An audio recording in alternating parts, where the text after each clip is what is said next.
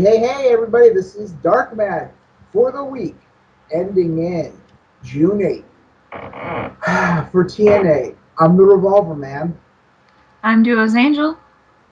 I am No Leaf Clover. And I'm CHRISTOPHERSAYS, DarkMatch's Mastodon of the Monotone, here to do everyone's favorite opening segment. What is Iron Sheik tweeting today? Intelligent fans, please tweet to me something intelligent so I show the people you are not the Verge or Taco Dick Tito Santana. Wait, what? I don't even know what half of that was. I heard Taco. Taco Dick. And I heard Okay. Santana. Does he not like Santana for some reason? Nah, he just thinks Doesn't that like Tito Tito Santana. Ah.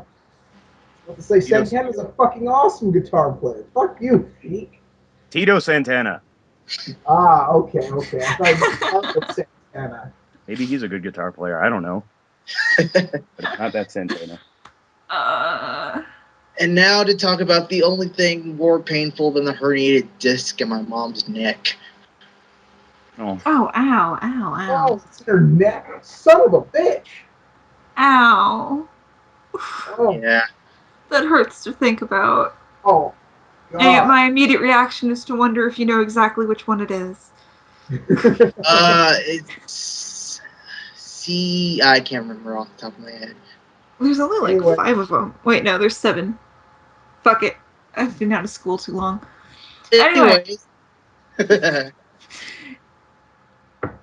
I'm saying this right now. This has got to be the worst opening to Impact I've ever seen. Oh, you know, my. you guys, I don't know if you'd agree, but I like this episode of Impact.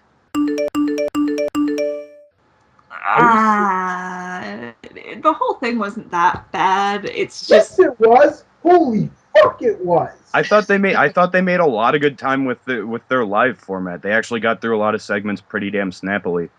Like there was no padding. Wow. It just moved along. They have see gone. Go Go ahead. ahead. I was going to say they've gone from raging incompetence to just incompetence. It's a start. Yeah, except when they go too far, to the good side, they don't ever go far enough, and then we're just bored. I mean, of course, there's shit I don't like in general about it, and like the whole Brooke situation just makes me angry. But Let's start at the beginning before. Let's just start at the beginning before we get into that. Sounds good. Anyways, the beginning. It's Dixie Carter and who's been in her twat most recently. yeah, Ugh. the beauty of this is that they showed backstage fallout from last week's episode where we got to see the illustrious yet elusive Jason Hervey. Never saw him on camera, but here he is, and Dixie's wondering what the fuck is up, why he's allowed to air that, why he's airing that footage, and she's basically threatening Daniels and Kaz's job. Oh, what I love is that she didn't immediately fire Jason as soon as he said, "I didn't view it first." Wow. Yeah, that's You suck at your job. it almost gives you. I mean, for all the TNA jokes that you could make, and for all I like this episode, you could really make a good joke about TNA being an incompetent company in general with lines like that. Yeah, I was about to Yeah. say, you didn't watch the tape? Well, that explains how half of TNA's episodes get edited. I mean, this guy is under the employ of Bischoff. I mean, like, you can joke about why doesn't Vince ever just fire whoever is pissing him off, but how many times have we seen this brilliant businesswoman, Dixie Carter, just get totally fucked by somebody business-wise? I think we're up to 11. Like, We're up to Lord of the Rings numerals. Lord of the Rings rules, yes. It's Oh boy.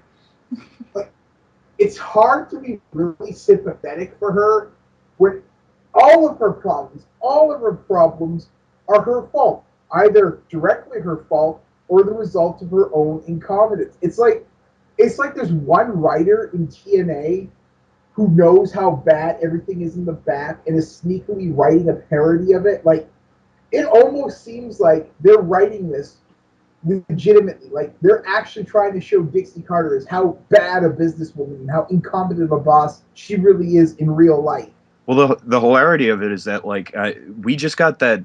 There was that whole thing about someone from formerly in WWE Creative posting on GameFAQs, and he said that the creative writers are essentially more or less like the IWC. They just want to put on a good show. A lot of shit gets changed. They can't get things across. Some things work in theory, but not in execution. If they're like the people from the internet, then I guess you can say the same thing about TNA if that's your idea. The TNA is what would happen if the internet wrestling community actually ran a TV show. That scares the shit. But then again, there are a lot of fans of TNA on the internet. We've experienced them firsthand. They can go fuck themselves. I am not engaging with TNA today. Okay, no. I have to say something. TNA would have crashed and burned so much sooner if the internet community was actually running shit. It wouldn't have crashed and burned. There's incompetence, but I trust at least some people in the back are, actually experienced. If internet ran TNA, they would have had about 6 angles relating to the Chris Benoit scandal already. Because as the something about Owen Hart and Eddie Guerrero tossed in from time to time, yeah. Yes, because if the dirt sheets has taught us anything, there's nothing somebody won't believe, i.e. Benoit conspiracy theories. We should actually talk about this show. Yes. Yeah. Like in detail. Yeah, so we also get a recap of the return of Serge. Yay. Who the fuck is Serge? Well, another person whose face we finally get to see. But to put it in context, basically Dixie's in the ring, and there's a mixed reaction. There are quite a few boos. The drawbacks of doing a live show, but she's basically taken aback of the whole thing. Like her voice is faltering. She's facsimileing emotion. I'm acting. She talks about the Kaz and Daniels. They say she feels sorry for them because they're filled with such hate. She's about to say something more about this when the tag champs come out. And first, Daniels takes the mic. First, he tries to patronize her by saying like, "Oh, it's okay, Dixie. I know how hard it must be for you running this company." And then he just condescends you. He's like, "You made a mistake." Like, and also, you got caught.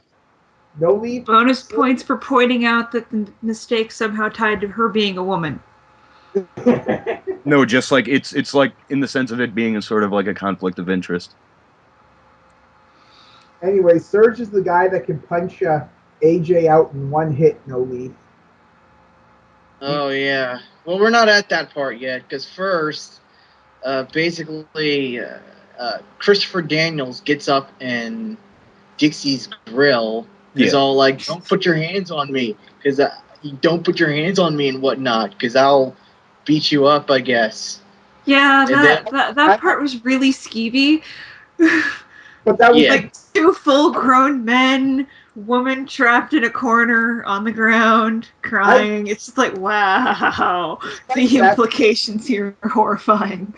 Like that, not because of what you guys are probably going to say, but Daniels is finally acting like a fucking heel. Being the bad guy like he's supposed to. Well, he did have a screwdriver. Trying to fucking kill nepotism in the company because, ooh, how evil. He's trying to get people a fair shake. But yeah, they corner her. AJ comes in for the save, like very chivalrously, and before you know it, everything's broken up. AJ, Dixie, and none other than Serge, whose face we finally see, responsible for such hits as Hardcore Country. Serge's face before. And I thought we just saw the back of it. No, he's been on TV before, just no one cared. But yeah, he's responsible for Beer Money's theme, James Storm's theme, Mickey James' theme, so many. He's also responsible for the theme of sexual harassment on Jarrett. Oh God. Oh my. Oh yeah, I forgot about that. That's why he vanished for so long, and that's why Karen's not with TNA. Well, she still is. Wait, what happened? I don't remember this. I don't remember it ever being confirmed, but I do remember that there were rumors that Serge was like sexually harassing her for a while. Weird. Yep. And then that all just kind of disappeared. Well, mostly because I think we all stopped caring. Serge. Yeah, I don't think anybody was surprised that some disgusting shit was going on backstage at TNA. So yeah, Serge and AJ stand off in the middle of the ring, and before you know it, Serge cold cocks AJ and doesn't really take much of a blow, but of course he's not an in-ring performer. AJ is essentially at this point trying to console Dixie, and they seemingly leave together. And Taz remarks, "This is just awkward." Yeah. I will point out that as much as I disliked this opening, mostly just because I don't really care for this angle at all, I kind of like that they decided that, yeah, Serge should probably come in and punch AJ. Yeah, it is certainly justified. Oh, hell yeah. We got Serge versus AJ at Bound for Glory this year. Book it! No. But again, no. Again, I'll comment again that like after this was over, I looked at the clock. It was 8:12. This whole segment, this entire thing took 12 minutes as opposed to like say Hogan cutting a promo for 20 minutes, whether he's interrupted by people or not, or John Cena or Triple H cutting a promo for 20 minutes. I'll give them they got props to the for fucking being press. quick about it, but like I understand that there's like you can kind of joke that wrestling is kind of soap opera-ish, but you might as well have just run me a few minutes of Days of Our Lives. Like, this was fucking boring! If you say so. Actually, Days of Our Lives is interesting, so I would have preferred that. Well, I remember in like the early 2000s when I actually used to watch Days of Our Lives simply because it had some of the most outlandish, like, there was fucking time traveling in Days of Our Lives for a while. Marlene has been possessed by the devil twice. Oh, the shit I know about that show. Anyways. And apparently Stefano DiMera is in fact in possession of a fucking holodeck. Well, that doesn't surprise me at all. I have got to watch more soap operas. Of course the DiMeras would have a fucking holodeck. Just watch Twin Peaks. It's a parody and it's for a while. It felt like Twin Peaks. It's better than a soap opera because it's a parody of it. One thing that I was actually reminded of, Mega Fighter brought up in the chat, worse than having to see this the first time, immediately after the commercial break, they recapped it, but not in like a quick have all the interesting parts. They very closely just repeated the entire fucking thing. Oh yeah, they did it twice also. So I will say that those... Yeah, all that talk about how they didn't take that much time doing it.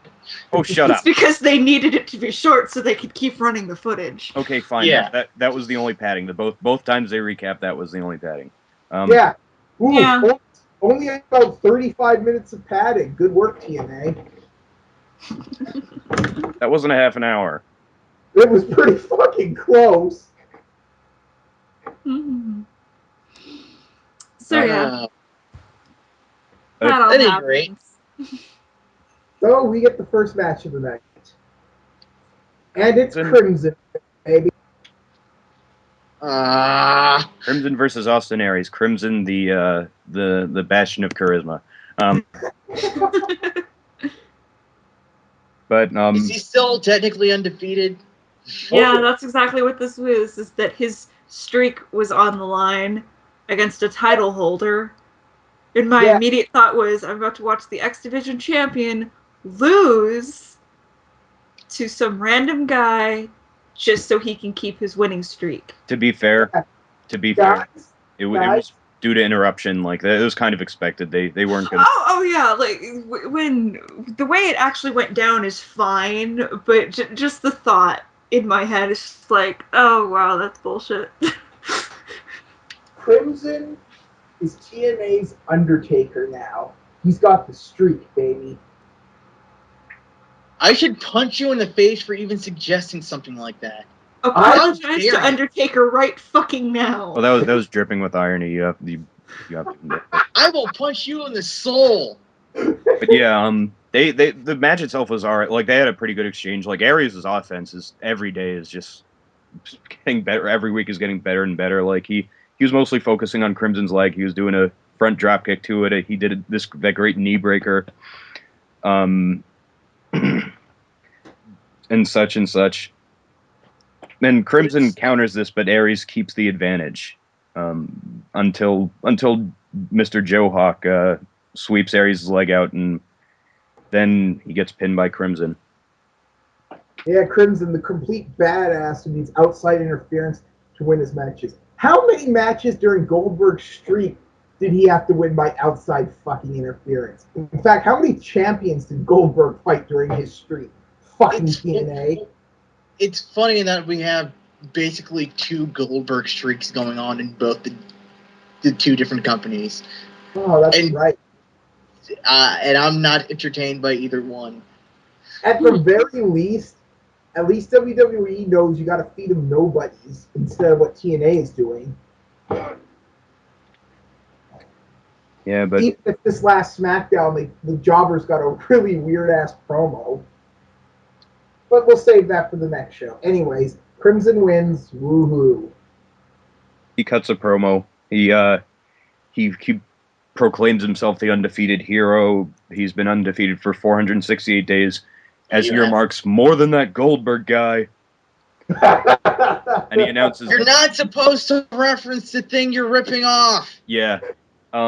He announces that he's going to issue an open challenge at Slammiversary, which I believe he did 2 pay-per-views ago. That would be like the Hunger Games saying, "Oh, don't we remind you of Battle Royal? Look how much we're like Battle Royal." Yeah, but someone had a line that was like, okay. The fucking Hunger Games and Battle Royale do not have enough in common for one to be a ripoff of the other.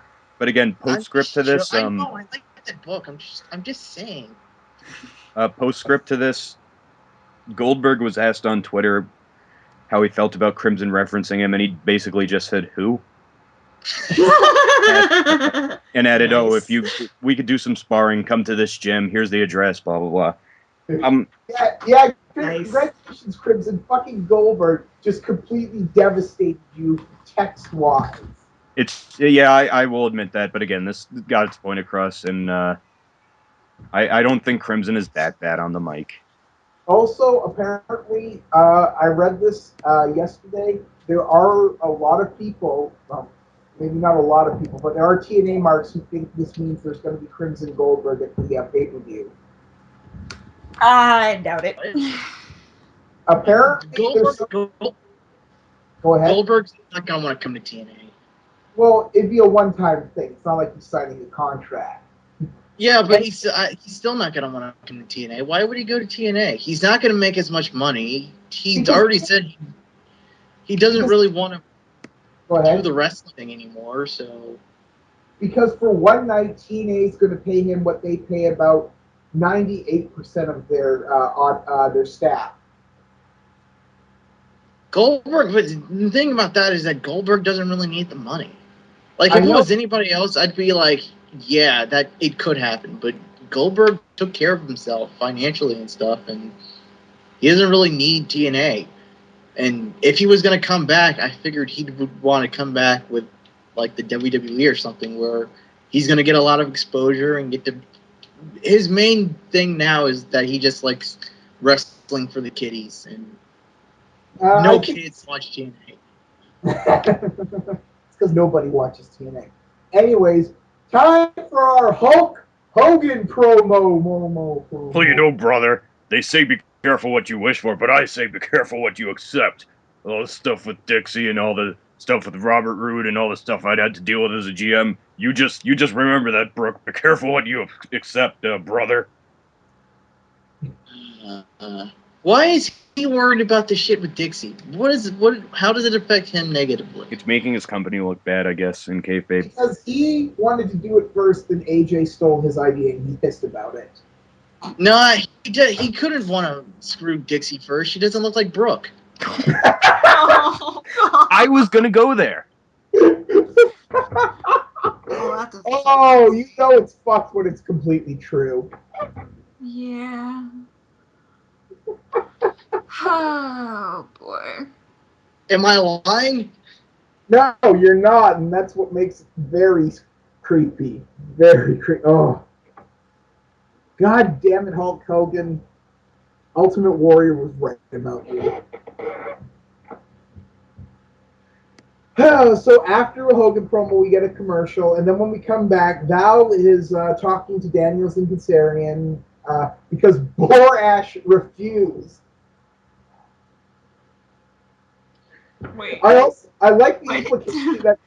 I also like the implication. Sorry to interrupt you. I just want to say this: that SoCal Val is TNA's backup in case Jerry Borash can't. Or why did Jeremy Borash not want to interview them? Because it offended him. This whole show offends me. I still watch it. Wait, what are you talking about? Jeremy Borash didn't want to interview Kazarian and Kazarian.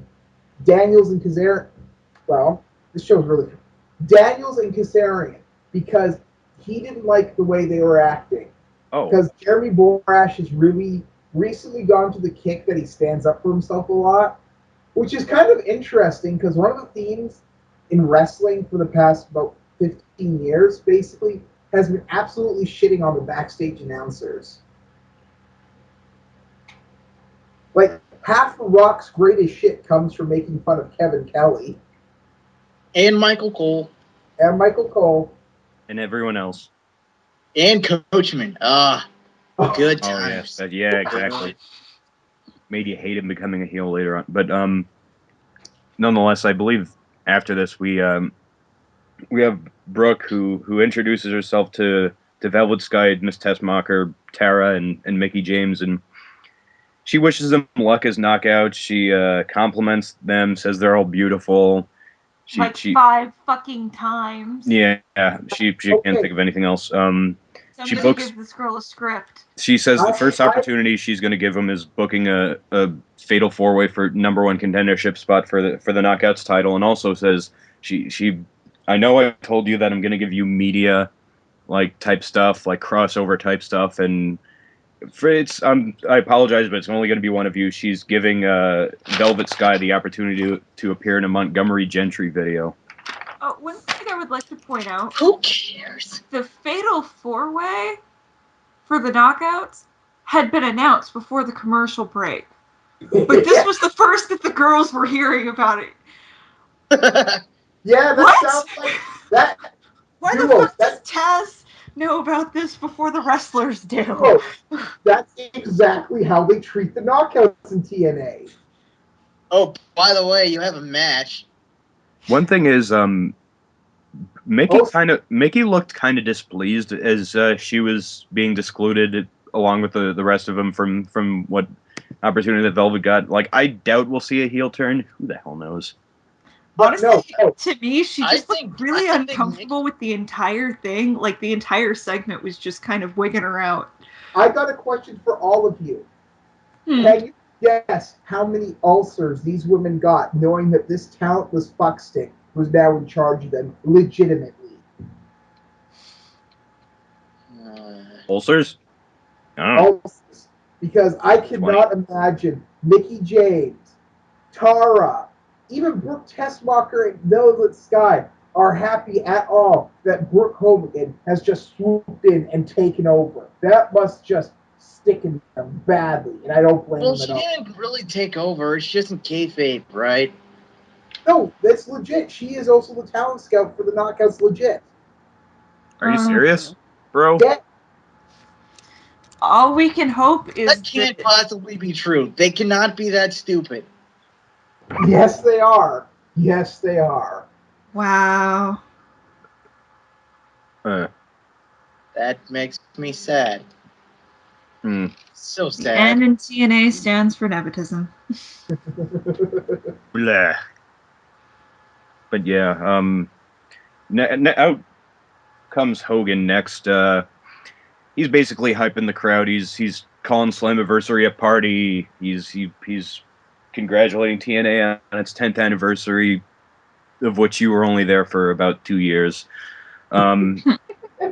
He had, and as a special gift for everyone, after Slammiversary, the TNA title will be defended on Impact.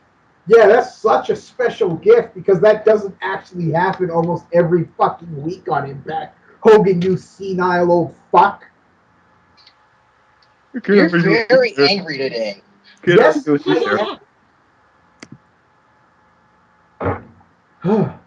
I'm glad I get to be on the WWE show next because that actually somewhat entertained me.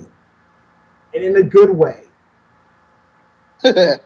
Anyway, so after Hogan cuts his little promo, Rude comes out and basically points out he's being a fucking asshole. Yeah, constantly fucking him over. He shouts him down, and anytime Hogan tries to get a word in edgewise, he goes, "I'm not done yet."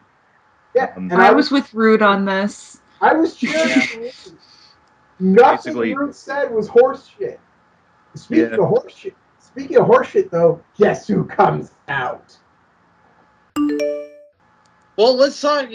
I mean, I want to talk more about the Rude promo because it just sort of Hogan is the heel.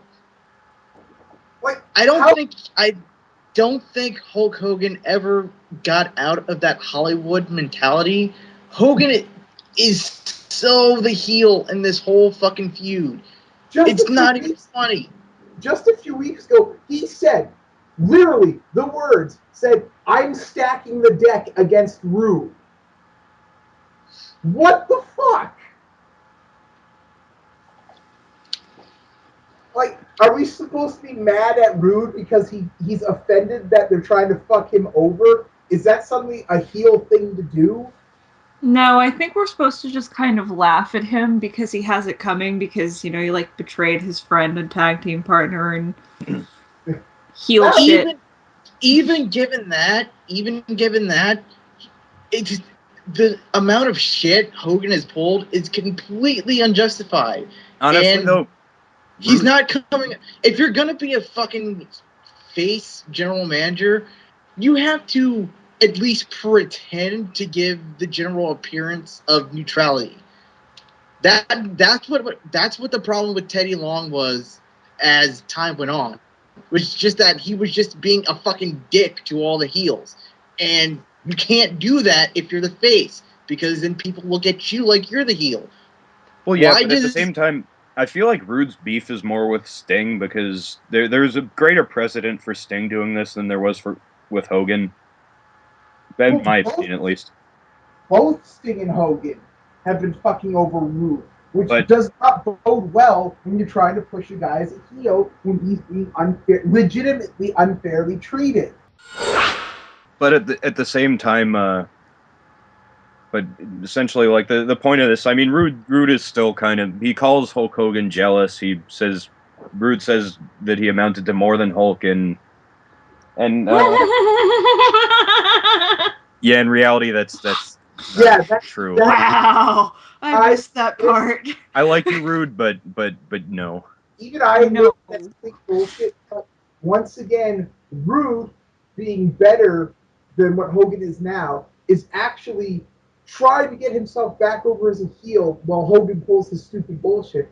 Because that, my friends, was how a heel gets over as a heel. Are you a more captivating in-ring technician? Fuck yeah, but are you more captivating entertainer? Not. Going back a bit more, which proves that Rude knows more how to book a heel than Hogan does. When he wanted his celebration, he's like, "And I want confetti specially delivered from Canada. That's where the champions are." I love that line.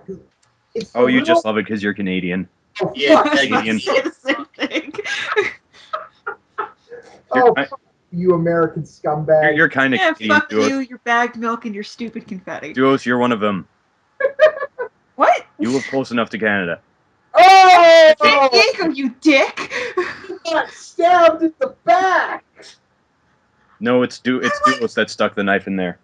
I live hours from the fucking border. I've never even been to Canada. Well, I go there every year for vacation. Oh! It sucks. You are you are not American enough for Christopher Says, Duos. No, Mega Fighter's a Canadian too. That's the sound of me pounding my fist against my right palm. When the hell did you replace T-Fist as the anti-Canuck? We're all anti-Canucks. Except for the Canucks. Well, actually, I think Jess is a little bit anti... I think she's a self-loathing Canuck. It's possible. I wouldn't be surprised. Let's stop this topic before it becomes a current of racist undertones. The knockouts are backstage. No, It already was full of racist overtones. We didn't talk about Sting basically breaking up the whole thing and backfisting the fuck out of Rude. I don't think I've ever seen him do a backfist. But Sting fucking no-selling like a fucking... Oh my god, that pissed me off. And he also does some hockey punch. He does like a sort of... He hockey fights him, pulls his shirt over, punches him like low. Like, I am now a believer that Sting is part of the problem at TNA, but I'll get to that at the end of the show.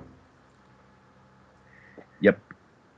We have Joe Park backstage, and he's talks about being all about truth and justice, something he'll get at Slammiversary. Okay, I like Joe Park. Wait, no, that comes later. Sorry. I'll say that Joe Park. I love hearing Joe Park talk. It proves how well Abyss is as a promo cutter. I mean, it would be a good way for him to cut like eloquent promos without acting like a pussy, but it's too late for that. It's also kind of sad that they keep putting Abyss in a mask when he has great faces. Oh yeah, he does. That is the one thing I really like about the Park character is that he's so much fun to watch. It's like I hate this. What happened? I like that he's made a catchphrase out of my brother Chris. You know, Abyss. You know what? It's great. It's when. Oh God! No, I'm picturing him as the fucking protagonist of Silent Hill. You're. Oh God. Oh, is Harry Mason now? Waters. Yes, he is. Huh? Bully Ray. What's going on with Bully Ray? Oh, actually, I want to say something because this kind of relates to Bully Ray. This is a great example of while TNA gives people shit, some people are talented enough to make it great. Bully Ray made his shit great. Oh, and fuck. Is now making his shit great. We'll get to him. It's quite the coincidence that these two have taken such horrible ideas and made them great, are working together now. Maybe it's poetic justice, actually. Because I honestly, I know it's probably going to be Abyss versus Bully Ray, but I would love to see actually just Joseph Hart fight him. And so would I. I would love to, not like the hardcore stuff Abyss does, but actually do the Black Hole Slam and stuff like that. And just have Bully Ray what the fuck's going on here, man? I wanted to see that match happen since oh God, I don't remember how long ago it was, but when you got to see signs of the kind of insanity runs in the family, because I don't even remember what happened now. I think Joe just kind of no-sold getting his ass kicked. That was a good moment. So what I want to know, what happened to Judas Macias? He went back to parts unknown with Relic. You know, Relic is killer spelled backwards. Relic is killer spelled backwards too. Yeah, I didn't know. Did you know that Relic is killer spelled backwards? But yeah, I'm just saying, Relic is killer spelled backwards too. It's fascinating, isn't it? Taz were good, but what? It's killer. Did you not get that, Duos? No, I haven't watched wrestling until last year. Well, basically, there was a wrestler named Relic, and every fucking week, Don West and Mike Tenay had to remind us that Relic was actually killer spelled backwards. As if we did not know from the last 10 times they told us. Well, actually, it got to the point where it became a running joke that Relic wasn't his name. That his full ring name was Relic, that's killer spelled backwards. Yeah, just the idea that was a part of his ring psychology is you keep in mind, Relic is killer spelled backwards. You don't know what he's going to do based on that. is just cute. But yeah, like apparently they thought he was literally going to kill somebody in the ring. But god damn it, let's talk about good knockouts matches. Yeah, yes. Mickie James, Sky, Tara, and Tessa. It really shows that as badly as the knockouts are booked, they still have incredible talent on it. Yeah, and they have good matches. Unlike This blocker isn't. I'm not going to say she's incredible, but holy shit. Yeah, it's Matthew of Botchamania said it best. She's in much better matches than she deserves to be in. Like, it's way beyond our expectations every time we see her in the ring. I mean, when we first saw her, she was Bischoff's secretary. So the fact that she's gone this far, when you compare that to probably the closest example Brooke Tessmacher had to booking was Kelly in WWE. And if you look at the differences between those two, it's night and day. Yeah. That's pretty much the best way to put it over. Look, guys, we're being internet marks. But yeah, I guess I'm the only one here that was kind of disappointed. But hey, Gail. Tessmacher, I was actually really happy to hear that she's in the ring. Yeah. But I don't know, it kind of seemed like a bit of an uncoordinated mess to me for a while. Yeah, I mean that's kind of what you're gonna have with a fatal four-way. It was definitely overbooked, but it's hard not to have a four-way that's overbooked, especially one as quick. I wouldn't even say it, but they had a few good highlight spots. Like Gail showed up on the ramp and she started doing commentary, basically saying that she's beaten all four people. She has nothing she needs to be worried about. I'd say the centerpiece of the match was when they do the chain submission. I believe Tara does a Boston Crab. Okay, no, that was fucking stupid. Okay. And it looked stupid. It was fine. It was I highly disagree. Stupid for liking it. As an ECW mark, I highly disagree. No, that was just horrible to watch. And then Taz commented on the sexy octopus. Just no. Okay, with that would put me up with let's see. Tara puts a Boston Crab on Velvet, to which Mickie does a Dragon Sleeper on Tara, and Brooke does a side headlock on Mickie. It's the human centipede of submissions. Go. But yeah, it recalled Sabu and Shane Douglas and Terry Funk doing that headlock, the headlocks on each other. Not exactly. I mean, but it's the same kind of. It has the same kind of appeal for me. More than that kind of weird spot, one thing I really didn't like was Gail Kim was at the booth for this, and she would not shut the fuck up. Yeah, she can't talk. Oh god, I started tuning them out after a while. Taz started motor mouthing with her, and thank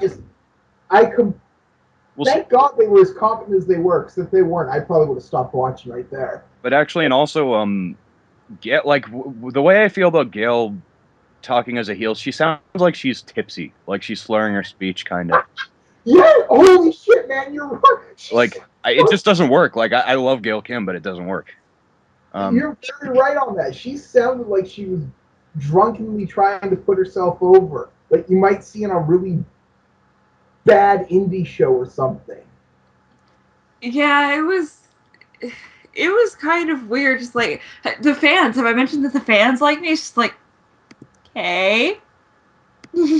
Yeah. Nice. This is kind of the point of her character, but she also sounded like incredibly insecure about herself. Yeah, she just tried way too hard. And she might tell us that that's the point, but I don't know. She obviously doesn't care or listen or know we exist. The other centerpiece of this match I thought was when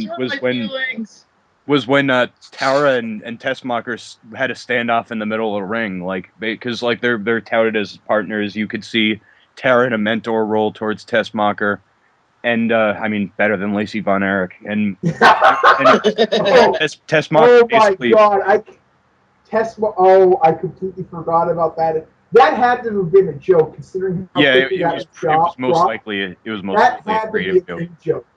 But yeah, Tessmacher basically tells her to bring it, and she does. She does this fireman carry sort of spinning takeover. I don't even know what you call it. It's not quite an F5. It's something similar. I absolutely love the idea that Brooke Tessmacher's finisher is the F5. I would freaking love that. Oh no, that it's not.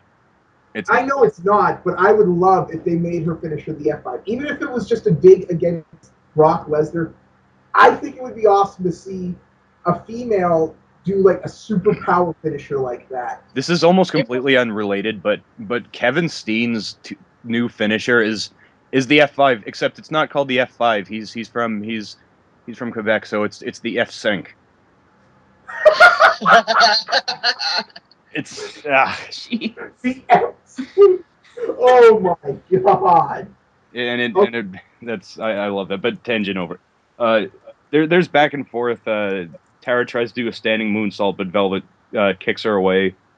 And at this point, Tess hits explain this, No Leaf, because it looked kind of weird. It looked kind of like she slipped up to me, but yeah, it was basically like a belly to back suplex into a face buster. Ideally, when you do that, you'd probably want to sit out, but instead, it was just like she kind of lifted her up and then threw on her fucking head.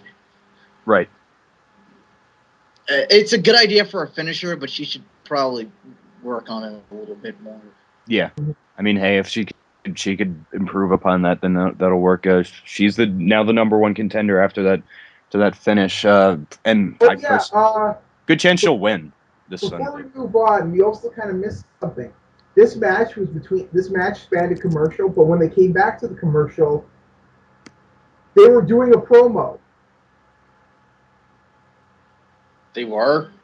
I completely blanked out. Yes, they did a thing where Devon's talking about how he's going to beat up... Wait, no, sorry, I mistook. I watched that online. That was online during the commercials, which is fucking brilliant, TNA. Way to screw over the advertisers. Sorry about that. I botched. I'm sorry. I was really confused for a sec. It's like, I just missed I just watched that today. I don't remember that. I botched big time. Sorry about that. But yeah. So after that, Brooke wins. I guess they're seriously pushing Brooke, which I'm kind of happy to see. I hope she actually wins this time, because they fucking didn't have her win last time. Yeah, it would pretty much be the right thing to do, in my opinion. Unlike Rude, this makes more sense to have her kind of falter the first time, because they're still kind of pushing her as this new wrestler who's still kind of new to all of it. Unlike Rude, who they pushed is like 15 years in the making.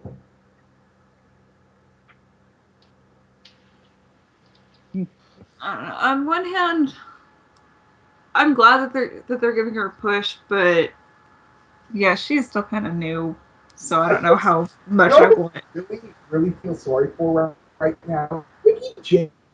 Ever since Gail came back, she just got shunted right down the card. It's because they already have another WWE talent that's shiny and new now. Yeah, that's God, it's like replacing her for a younger model. Ooh. Now I'm actually wondering which one of them is older. I'm gonna go look that up. It kind of makes me wonder if Kelly would go to TNA, what would happen? Oh God. Then? Oh my God. Oh God. The Impact Zone. It's Kelly cubed. Oh, that would be great if they call her Kelly. They'd probably just call her Barbie. No, they'd probably just call her Barbie. Why is her name Barbie? Her name is Barbie Blank. I really cannot believe that's her legit real name. What kind? If you name your kid that, what the hell else are you expecting to happen?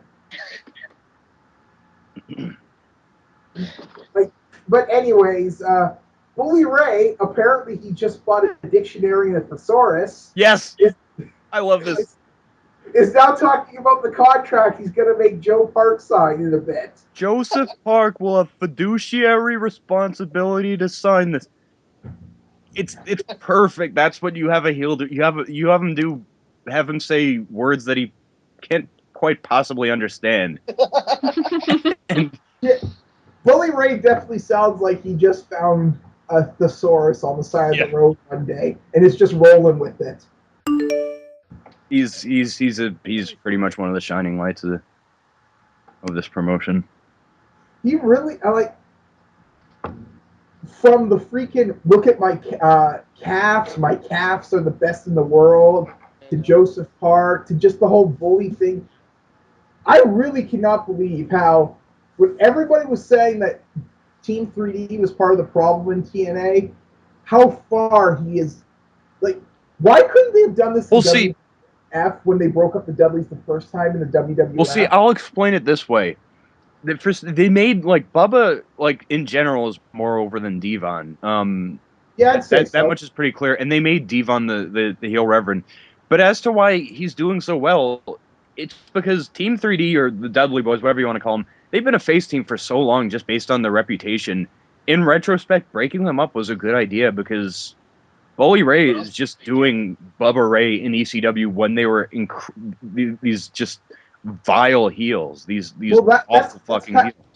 That's kind of the problem. That's kind of the problem both of them faced while they were still part of the Dudley's Team 3D, is because the Dudley's Team 3D are most naturally fucking infuriating heels. The problem is, but at the same time, reach a reputation point in wrestling, you can't be heels anymore. Yeah. So like it was good for Bubba to sort of break out on his own.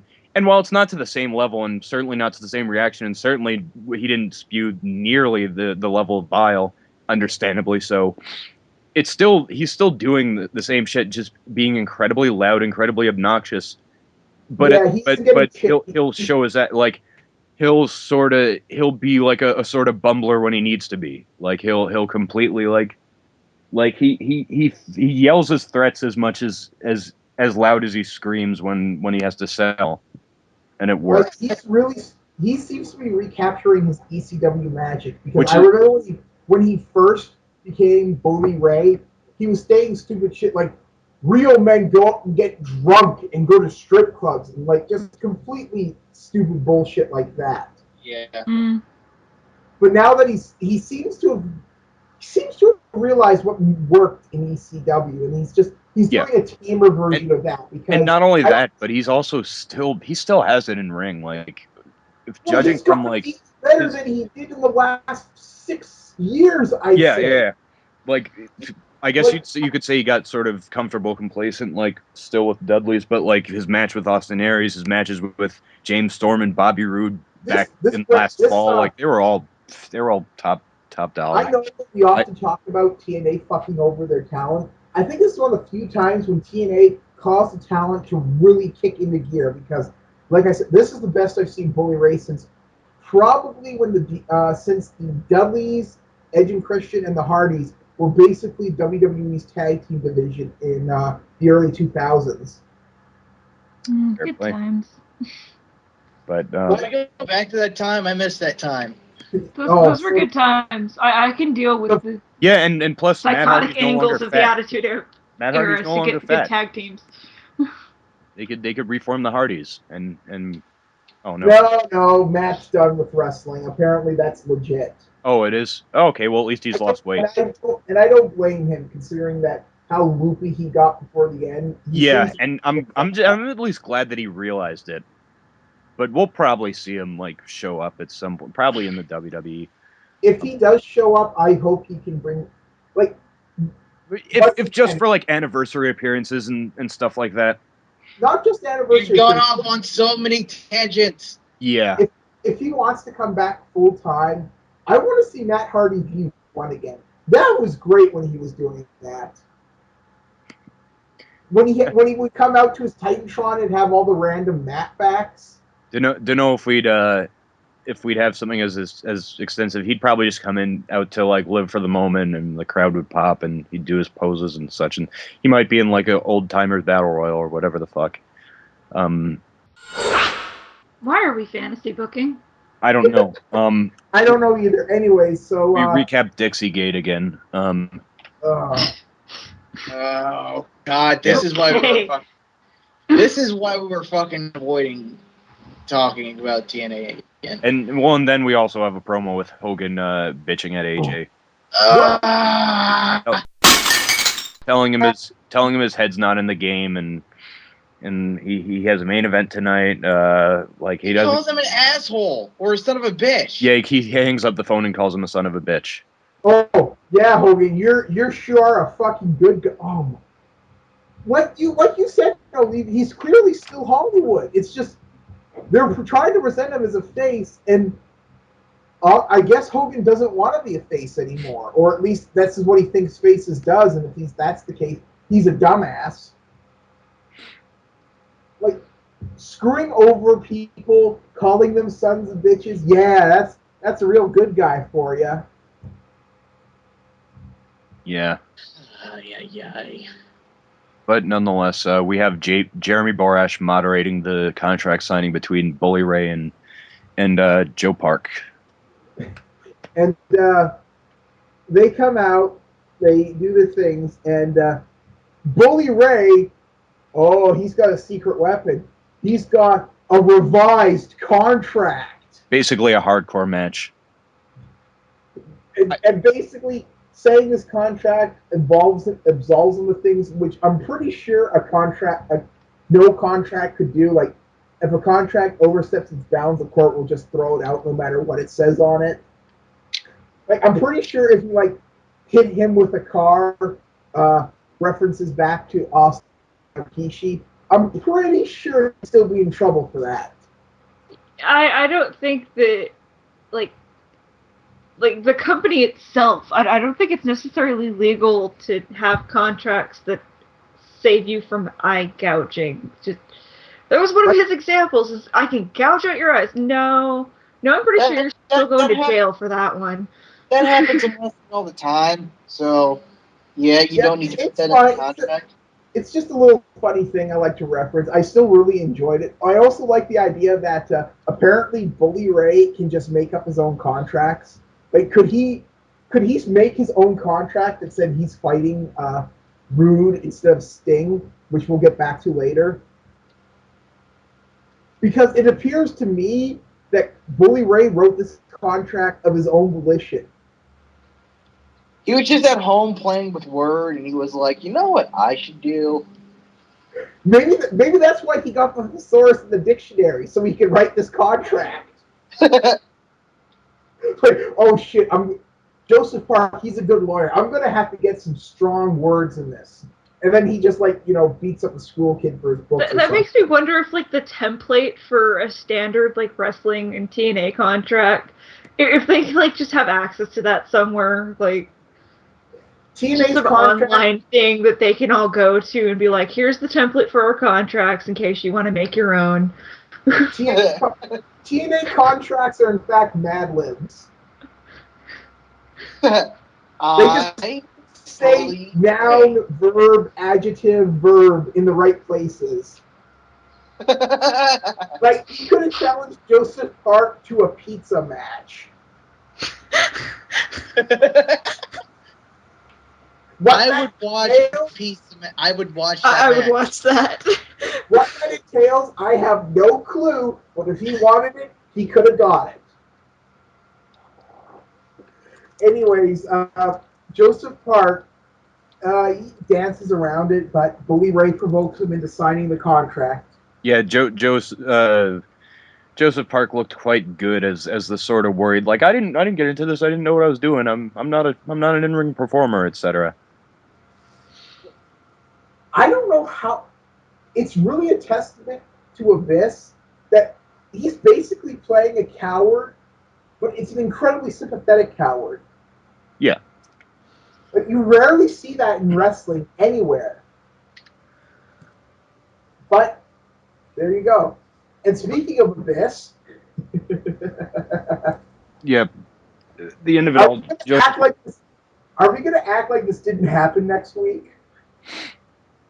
Yeah, maybe. Anyway, Abyss appears on the big screen and once again tells Joseph Park to keep his nose out of his business or something like that. I'm still not quite exactly sure what Abyss wants Joseph Park to not do.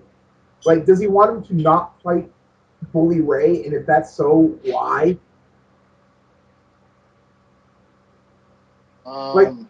His issue's really with Bubba, but he's basically saying to Joseph Park, "Stay out of my way." Like, it is kind of weird, like how much he's emphasizing it. But like, wouldn't Abyss be more like Oh yeah, that sounds good. So yeah, Joseph, when you get him in the ring, just step out. I'll walk in, and then I'll kill him for you. I'll kill him for 40 minutes. You pin him. We celebrate. That seems a lot more logical to me. Uh-huh. But what are you gonna do? But yeah, so Abyss. So doesn't this also mean that Joseph Park has done what he was trying to do and can leave TNA because he was there to find Abyss, not fight Bully. But once again, I really want to know if we're going to just pretend this didn't happen next week. We might. Who the hell knows? But Well, Abyss is going to be at Slammiversary, so you'll find out. Like That should be interesting. after all is said, Bully Ray basically cheap shots Joe. Yeah, but going back to the Slammiversary, do you know what I'd love to see? I want to see fake Abyss. I want to see Joe Park come out, and then suddenly Abyss is with him, but it's clearly somebody else playing Abyss. Probably like most likely Big Tilly or something. Something like that, but a la fake Razor, fake Diesel. Yeah. Or fake Undertaker. Or fake Undertaker. Fake Kane. Yeah, they should get Brian Lee to do it. But yeah, seriously, and then like the announcers and the and Taz and today act like this is Abyss. This is the real Abyss. Like this is legit. This is supposed to be Joe and Abyss, and this is not like some kind of weird mix-up. And like permanently, somebody else plays Abyss from here on out. Mm. But anyways, after that, as much as I didn't like TNA, very fun segment. It's time for Garrett Bischoff. Yeah.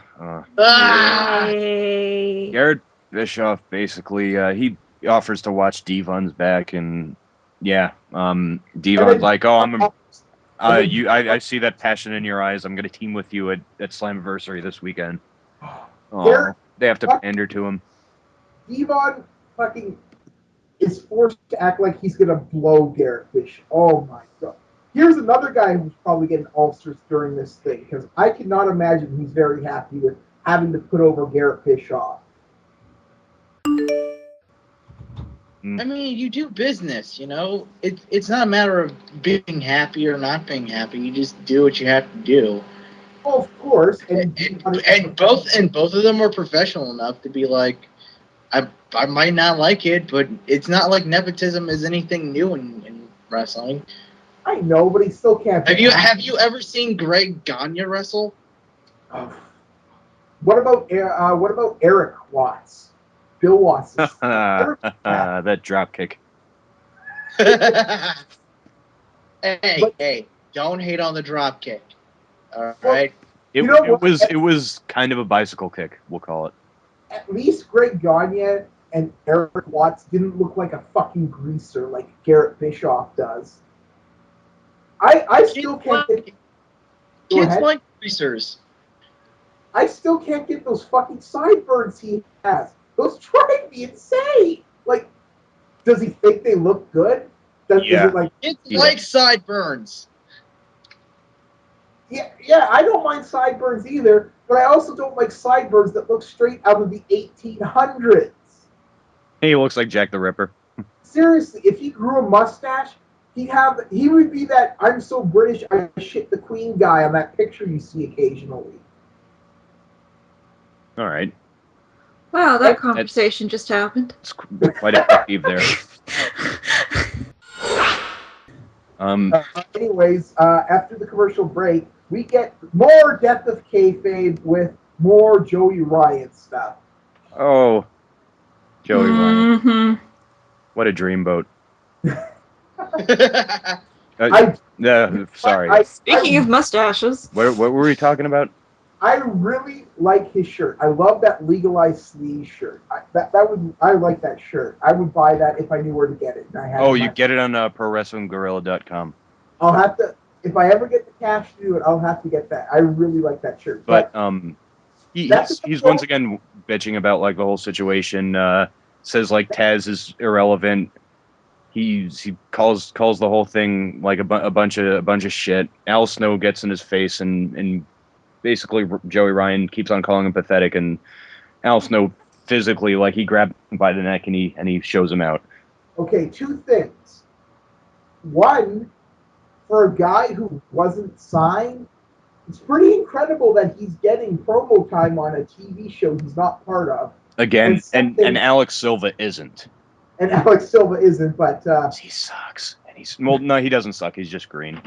Yeah, he's really green, and he shouldn't have been signed. That was caused by Flair going off script, but that's already happened. And second, for something that was allegedly to be all about reality and pulling the curtain back, this is so fucking kayfabe, it makes my brain hurt. Yeah. Yeah. Well, then again, like, Joey Ryan also did, like, a YouTube quote-unquote shoot where he mentioned CM Punk and Daniel Bryan becoming, like, the underdogs that are on top now. And, yeah. They obviously didn't feature that footage. I didn't expect that. And he also, in the same promo, he also said, like, he doesn't care about what Dixie thinks, although he'd give her a mustache right in a second. Apparently, he's figured out how to get to the top of TNA, and he is a sleazeball, so it seems logical. But yeah, the segment did what it had to do. Joey Ryan, he might like interrupt a Slammiversary. I think that there's a chance for that to happen. You know, I would like that. Just makes Check look dumb. Kind of does, but that would redeem this somewhat if you actually did like an interruption. I can only justify that by saying, like, oh, look at the Nexus. They kind of forced their way to get contracts. The ones who lost, everyone who wasn't Wade Barrett. So it's right. It's wrestling.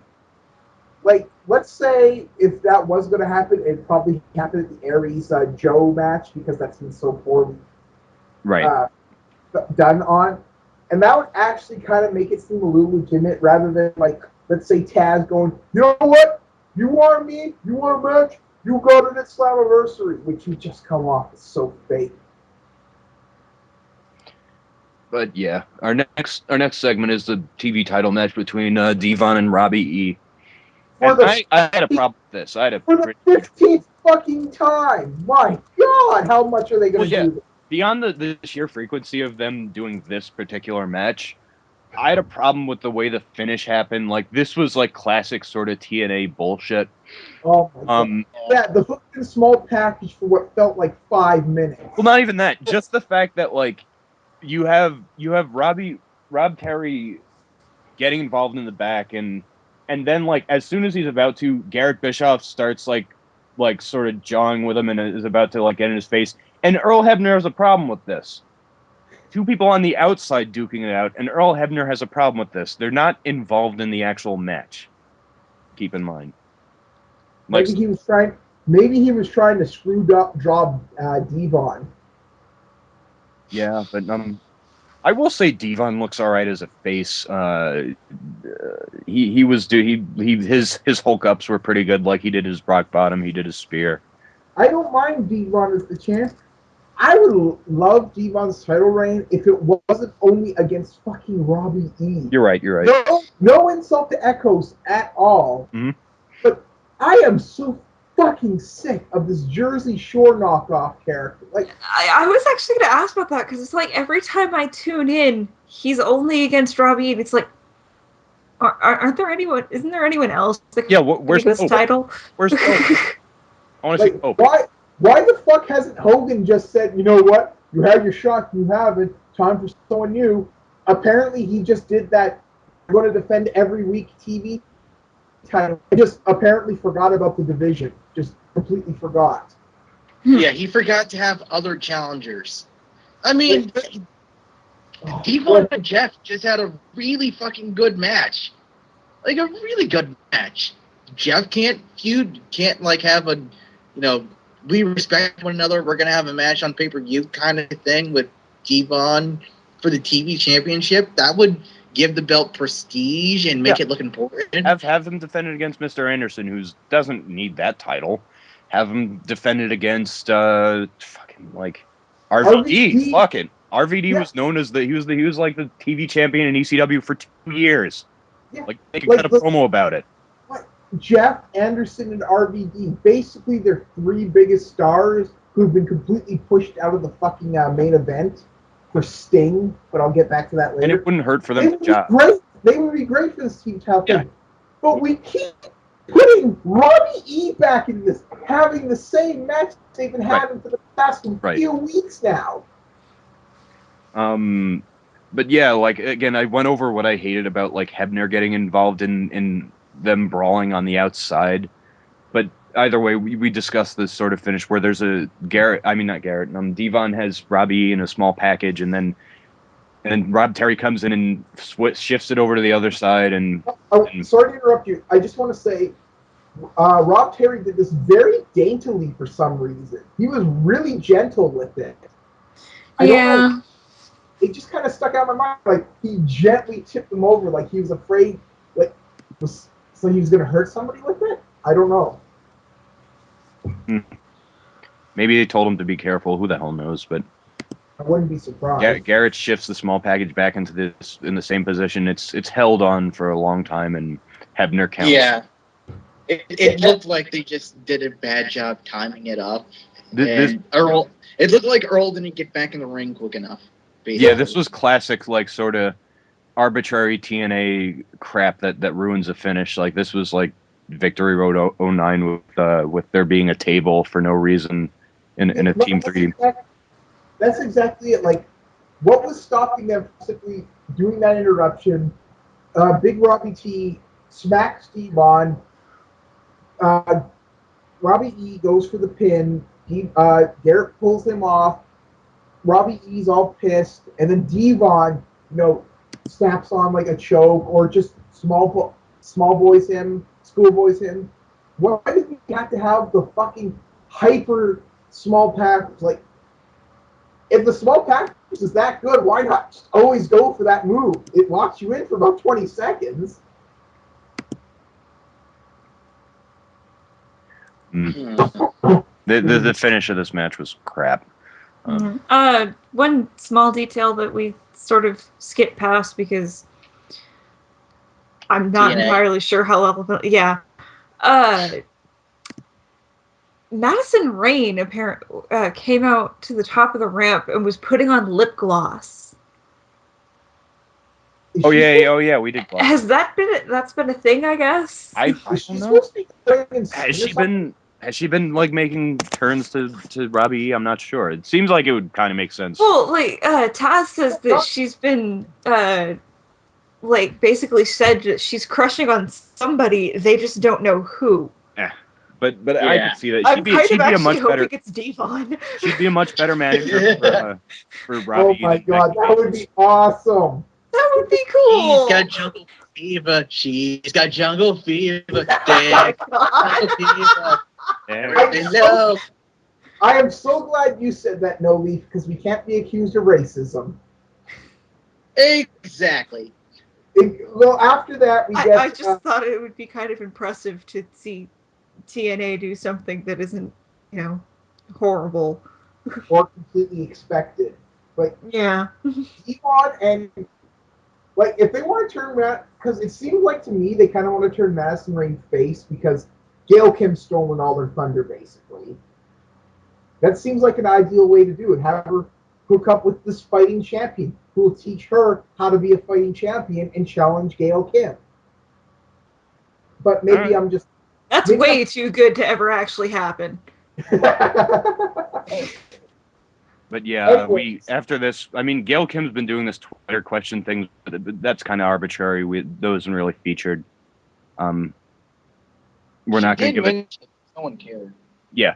Hulk Hogan comes out, and this is the one time he was like, I was interrupted by Bobby Roode, and I'm going to make my big announcement. And before he could do that, Ken Anderson comes out, and honestly, this was the one time his asshole shit was actually funny to me because I feel like his quips were well timed. He comes out, he does his entrance, he says, "Oh, before you're so rudely interrupted by some asshole," he said, "You're going to announce me as having a title shot." I thought his delivery of that was particularly good.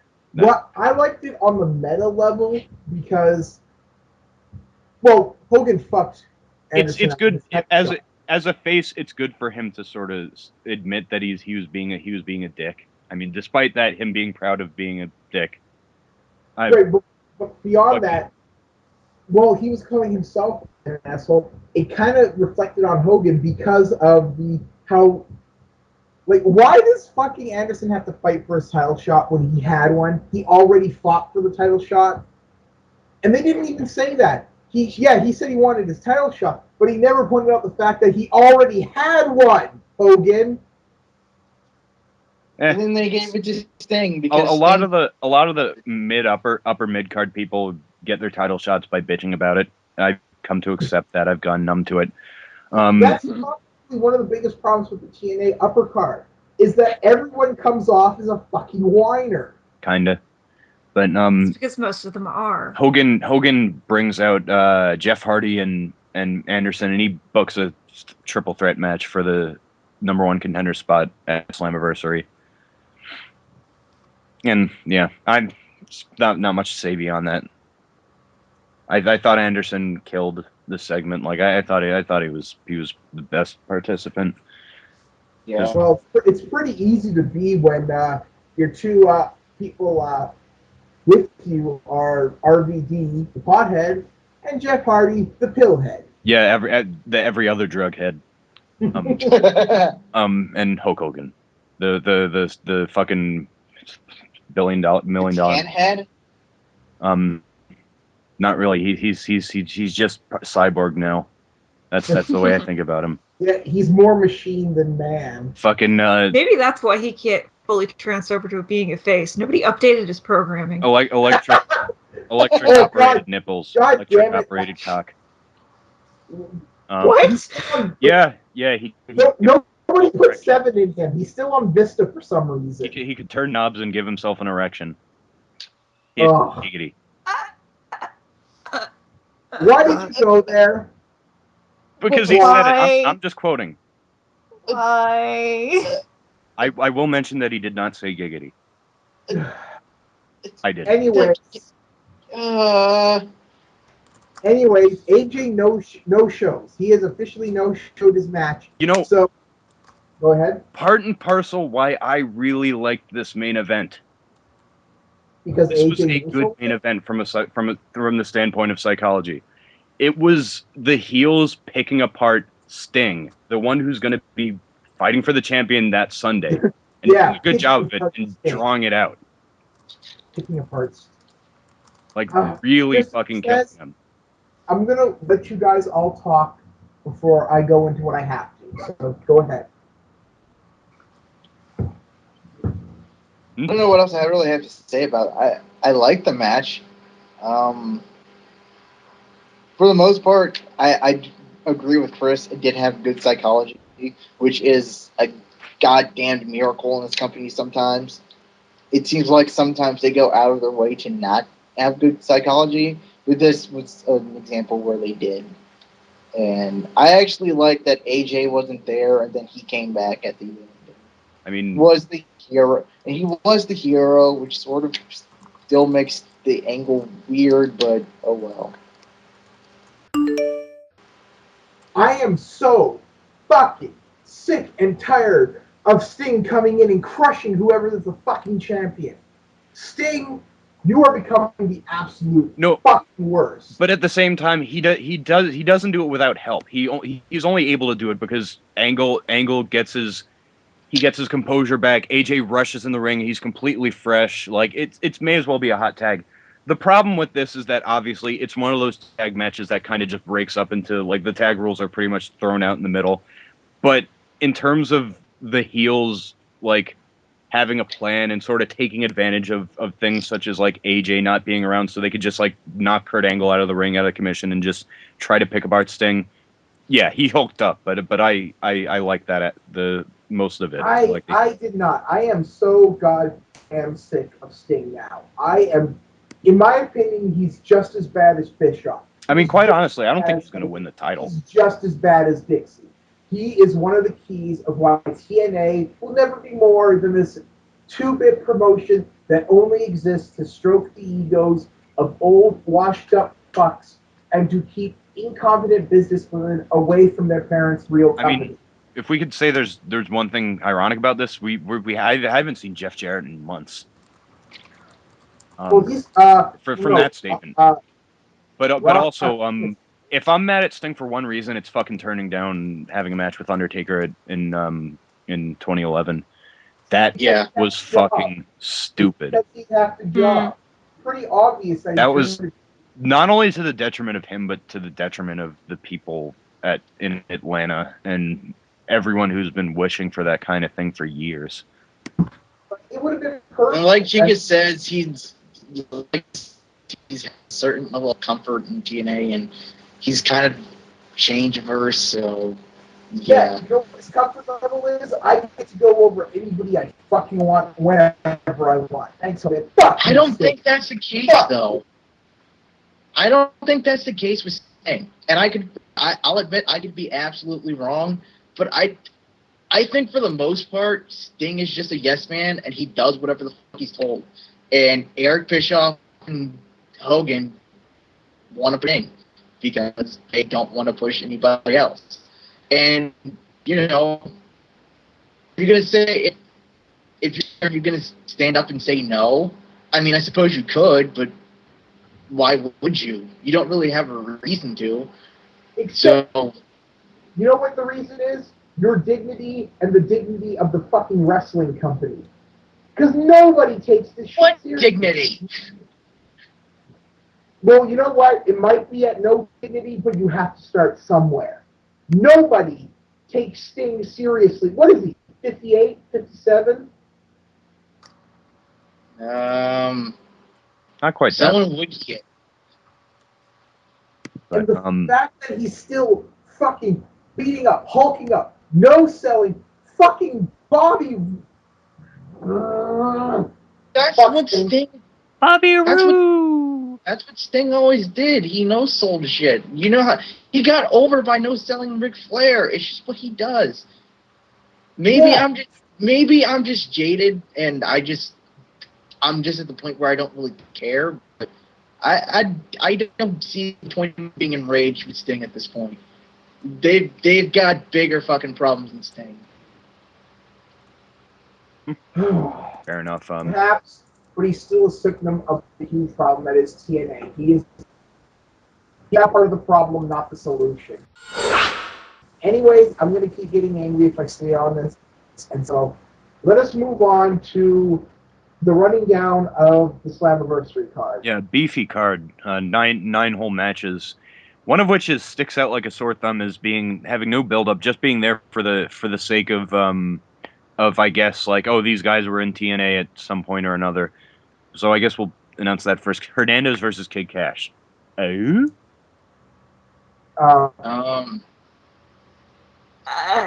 didn't even know Kid Cash was still signed to TNA. I thought he on was. and off. Like he probably has like handshake agreements. I guess. And something. There's the promo picture of Kid Cash, and holy crap, is he on the gas? Oh yeah, it's always been like that. Like he looked like a rail thin version of Kid Rock when he first debuted. There's no fucking doubting that. And Hernandez, like, what happened to Mexican America? I hate Mexican America. We all did, but they just vanished. Good. Yeah. No, Kurt Angle turned face and ran him out of town basically. I guess that is kind of logical, at least logical for TNA. This kind of seems like it's like Mexican America's gone, and so the crowd isn't going to get their vision blocked by that stupid Mexican flag that kept on furling.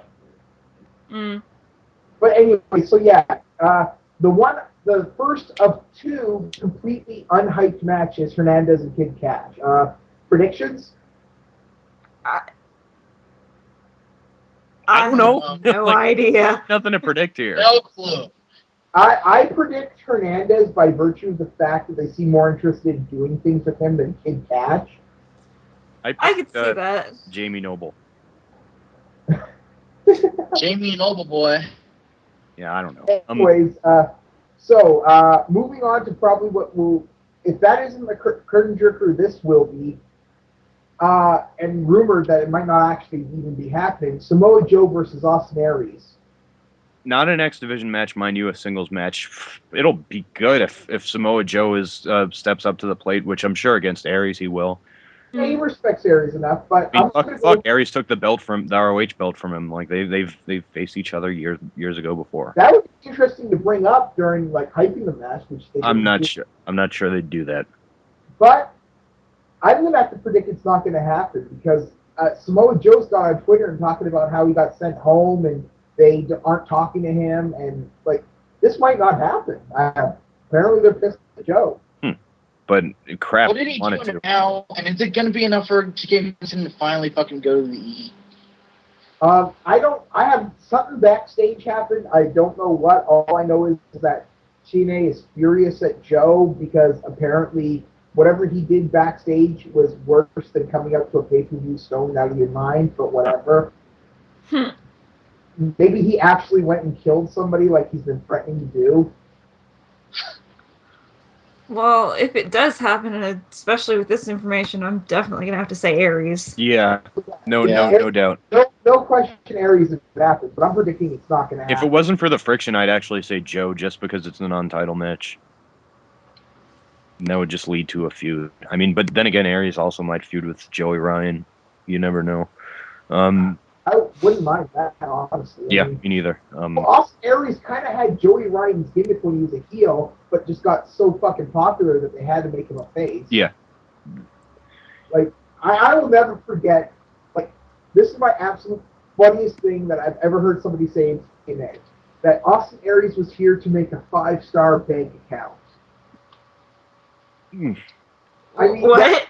Maybe a 5-figure. Somebody accused him of going to TNA for the money? No, that's why that was his reason for going. In a promo, mind you. His heel promo was Pick the that wrong place Maybe to go. for a steadier paycheck. Yeah, I'd certainly give him that, but yeah, our hypothetical predictions are Aries across the board. Aries. We have versus to be announced. First of all, well, since we really can't tell without knowing, what's your prediction of who's going to show up? Zima Ion? I don't fucking know. Zima Amazing Ion? Red? Who the hell knows? What is Zima Ion? I mean, if it's Slammiversary, it may actually be Amazing Red. Just because they're making a big deal out of the 10th anniversary, and he was pretty much a mainstay to some point or another in TNA, like certainly. So we need him Sandrigo. And like they had that whole thing where Crimson was supposed to be his younger brother. You know what? If TNA was better booked, I would say it would be Goldberg. If it was like, we know Goldberg's not showing up, but if it was better booked, Amazing Red would make a lot of sense. But if I had to guess, wait, I'm going to guess this, assuming he's still under contract. Matt Morgan. Oh. Be prepared for the fucking the most dishwater fucking match, and you're probably right. You're probably right. Like logical. It seems like the most logical if Matt Morgan is still with TNA. He's actually entertaining the idea of going to WWE. Ooh. What? Ugh. I mean, well, he can't get a worse gimmick than being the stutterer, can he? I mean, yeah, I got one being Matt Morgan. Because remember, the whole stuttering thing was an attempt to give him some character and have him like get over with something goofy, but something that could turn out to be endearing. Didn't work out. It just turned out to be stupid. Yeah. Oh my god, that was like, yeah, you'll get over as a face by sounding like an idiot. That's sure to work, but whatever. Well, he sounds like Harvey Firestein normally, so like, I don't. But but our next match is most likely going to be Devon and Garrett versus Robbie. Him versus Brooke Tessmacher. Okay. I predict Brooke. I predict it's going to be a fun match. I'm predicting and hoping for Brooke because, in my opinion, that would make sense. It needs to happen by now. It's more or less. Yeah, I'm really hoping that they let Brooke get the title. Yeah, same here. But because it's TNA, I have a feeling they're going to go with Gail. I'll just say Gail because if I'm right, if I'm wrong, I'll be happy. If I'm right, I'll just be like, well, this is TNA. This is TNA. Unless like the Bella Twins or K2 shows up in TNA, Gail Kim's going to be such the only knockout that gets any real attention. It's sad as hell. Anyways, next on the match, as Christopher said, Devon and Garrett versus Robbie E and Robbie T. Devon and Garrett Bischoff with Bischoff getting the pin is my prediction. Yeah. Okay. I don't give a damn. I'll predict that too. I don't think it's going to be much of a match. The best segments will be from Devon and Robbie E. I so don't care about this match because it's... Wait, what match is this? Devon and Garrett Bischoff versus Robbie E and Robbie T. I predicted Devon and Garrett with Garrett getting the pin. It's Garrett's dead weight and Robbie T is dead gas. You know what? I'm actually going to say Robbie E and Robbie T. Oh, any reason why? Just because since it's not an actual title match, I wouldn't be surprised if they might actually throw him a bone. Yeah. Seeing as they're quite content, they want him to keep feuding apparently, so he's got to win eventually. You have to take into account that Garrett's in the match, so yeah, I'm gonna go. Yeah, I'm throwing in my vote for Robbie E and Robbie T. I will not be the least bit surprised if I'm wrong. If it was Devon and anybody else but Bischoff, I would be right with you. It was like Robbie E and Robbie T because they want to give some heat to this feud, but with Garrett Bischoff in there, oh no, first priority is getting him over.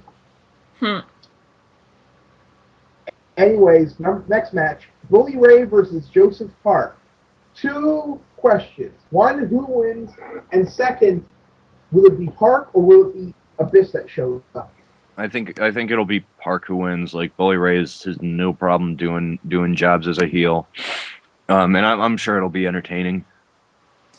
I'm really hoping that Park wins, and then somehow they figure out a way for Abyss to kick his ass. I'm gonna guess. Certainly where they seem to want to take it. Like, if they could, that's where this would go. I'm gonna completely go off the rails here and say Joseph Park with an assist from a fake Abyss. A mysteriously fatter or thinner or whatever Abyss. Although I'm still very disappointed that Abyss did not turn out to be a split personality. Oh, because that would have been the perfect goddamn way to play this. But no. Well, no, start making shit difficult. No, they still might. As we prove it, it is not above them to just fucking ignore what they showed us 1 week before. You know what? I'd let them do it this time with no complaint. Noli, what's your prediction? I don't know what the finish is going to be because I don't think there's going to be a finish. There's going to be shenanigans of some sort. That makes sense. Yeah. Something weird can happen. I guess anyway. Next up, where I'd say this might actually be a very much an earlier match, but the tag title match: Daniels and Kaz versus Styles and Angle. I'm gonna say Daniels and Kazarian simply because I just don't see them putting the tag. Yeah. I don't see why they'd take them off him. Although AJ and Angle would be a pretty badass tag champ. No, yeah, I'm with. I'm also saying Daniels and Kazarian. I wouldn't complain, but maybe Kurt Angle seems like, well, I guess the third wheel in this thing. Because why the fuck does he give a shit about what these 3 idiots are complaining about with each other? Why does he care? Because he's a face and he'll help out his bro AJ Styles. Yeah, he was a heel 2 weeks ago, though. Not really. He's also had a few words backstage with Kaz and Daniels that basically stay out of my shit, and they didn't. So yeah, like there's a smidge of precedent for it. So it's not so much that he wants to help AJ; it's that he wants to kick Daniels and Kazarian's ass, and so by happen chance, so does Styles. So they're going to work together.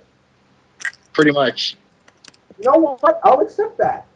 Simple enough. It's not needlessly fucking complicated like TNA likes to make it. So I'll stay good with that. But I'm still going to say Daniels and Kazarian is going to retain.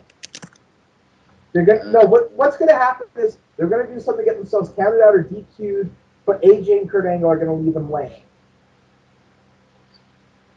I expect Dixie shenanigans of some sort.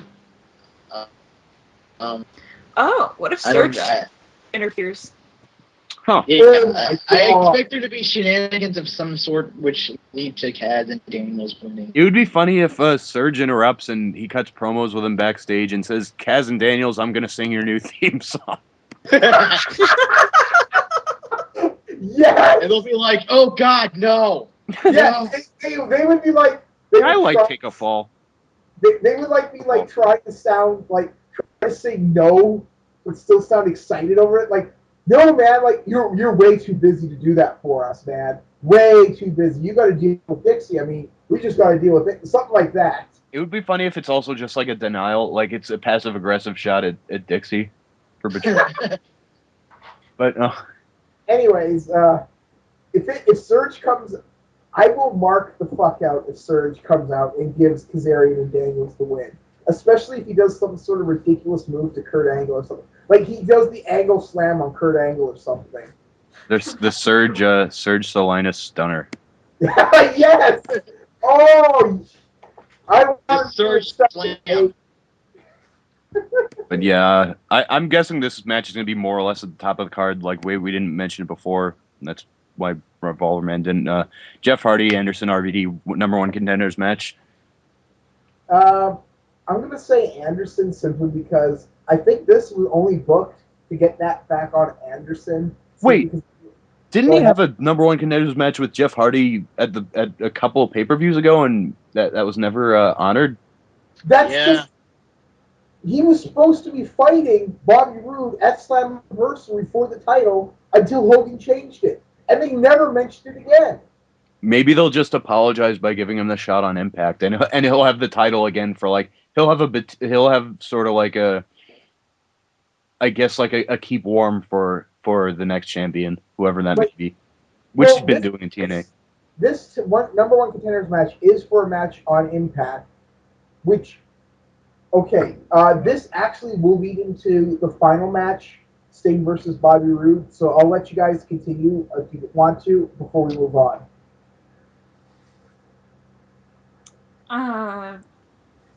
My prediction, I could see it either going to Anderson or RVD. I'd say either Anderson or Jeff Hardy, but I really don't care, and like I really don't see this was real booked on the fly. But I'd say Anderson, if just to sort of sweep their stupid shit under the rug. And just give him the #1 contender spot again after Sting loses, which he almost definitely will. You never know, though.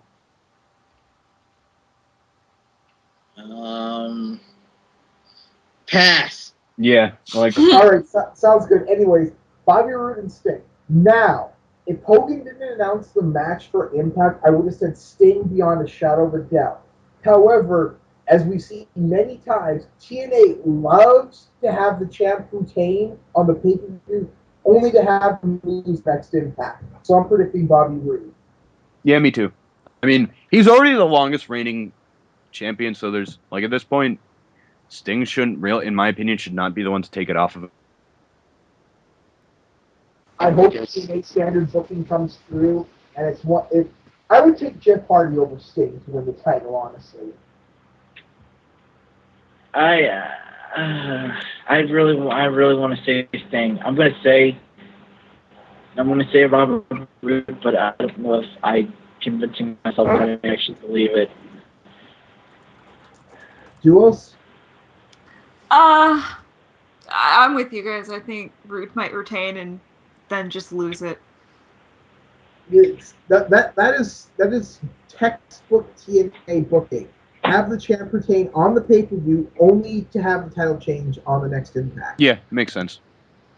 So, that is the Slammiversary card. Honestly, I like this card. Sting and Roode notwithstanding, and that's only because of Sting, I really like this card. I mean, Austin and Samoa Joe hasn't been booked probably because there's apparently TNA is now just actively burying Joe, and not just because they just don't have anything for him. They're actively burying him now.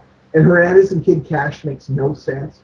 But beyond that, freaking Joseph Park and Bully Ray has been expertly booked. I don't know who's doing that too, but whoever it is, they're genius. Gail Kim and Tessmacher is classic. Will be classic booking if she wins. If Gail Kim wins, then I don't know what the fuck they were doing.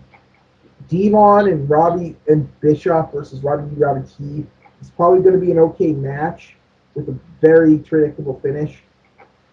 Hardy, Anderson, and RVD is probably going to be a good match too. They do know what they're doing if they care. Mm. And I can't see anything bad out of Daniels and Kazarian versus Styles and Angle. You know what I noticed about TNA though? That sometimes the shows that look the best are the absolute fucking worst. Well, it depends if they overbook everything. I hope they don't. I want a good TNA review that I can be like, hey, this was okay. It didn't make me want to gouge my eyes out with the sport. I think this pay-per-view is going to hinge on whether or not they actually do proper finishes or do some weird overbooked TNA nonsense. Like, the only match I'd approve of nonsense is with Kazarian and Daniels, and that's only if Serge somehow gets involved. I'm hoping for that. It would make a lot of sense. Especially what happened this episode. I mean, we could be seeing the build of AJ versus Serge at Bound for Glory. Sorry, my soul just died a little there. Let's not get TNA levels of crazy here. Yeah, this thus concludes a whopper edition of DarkMatch for Impact. Don't forget to subscribe to us on Blip TV or YouTube to keep up with all the dates of all our videos. You can also like us on Facebook. But don't forget to check us out on our Twitters at DarkMatch Wrestling and me personally at RevolverMan1 letter O1. Don't forget to check us out on TRE Productions where all our videos plus lots of other great stuff is hosted. So you would be on the community section. Last but not least, come visit us at the Spooning Experiment forums, sorry about that, where we all hang out. You can chat with us, tell us we're stupid, or try to convince us that the dictionary is wrong. In jokes, aren't they great? And anyway, I'm the Revolver Man. I'm Duo's Angel. I'm CHRISTOPHERSAYS. I'm Knowledge Clover. And that was the Dark Match. Good night and good luck.